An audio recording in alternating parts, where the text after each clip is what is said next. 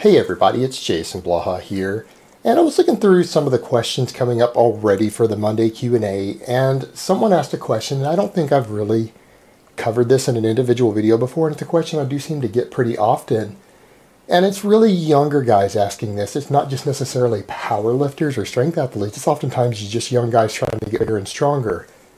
And they ask the question of how often should they max out or test their 1-rep maxes. And I'll probably give you guys an answer that you're not expecting.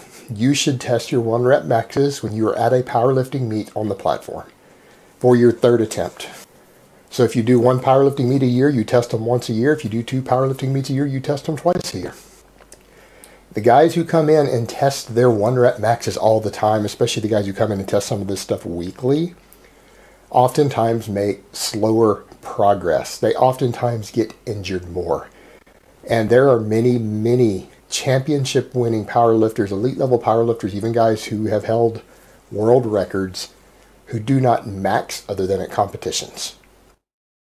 And even a lot of guys who do max at the gym, they do not do full competition maxes, they do training maxes. They lift the heaviest weight that they can lift for 1 rep while maintaining good form and good bar speed, which usually means it's going to be about 90% of their true max. And it's not the same thing. In fact, you guys go look at someone like Ed Cohen, who is one of the most famous powerlifters of all time. He only did singles once every 12 weeks. And those were, again, training maxes, not true maxes. He spent more weeks doing 10 rep sets. He would do 2 weeks of 10 rep sets, 2 weeks of 8 rep sets. He would do lots of 5 rep sets, and then he would gradually work down over 12-week cycles towards 1 week of singles. And the reality is, guys, it is simply counterproductive and unnecessary for you to test your strength because it has a higher rate of injury, because you're pushing yourself to that limit. Your form tends to break down. And since your form breaks down, that not only predisposes you to the injuries, but you're fatiguing yourself, fatiguing your nervous system with a rep that isn't going to build as much strength because you're not training the motor patterns and the bar path and the bar speed and things that you actually want to be training yourself to have. So guys, you got to remember there is a massive difference, and I've heard Paul Carter word it this way, a massive difference between building strength and demonstrating strength.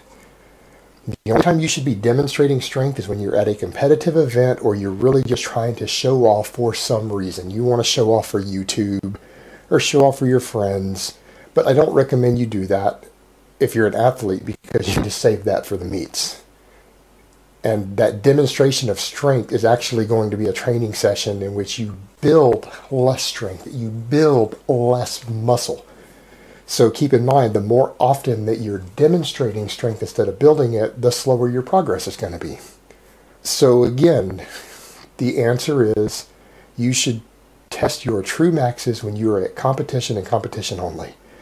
And if you don't compete, there's no need to test. If you compete in some other sport where you need to get strong, you will develop maximum strength on the playing field doing triples just as easily as if you had ever tested your 1-rep max.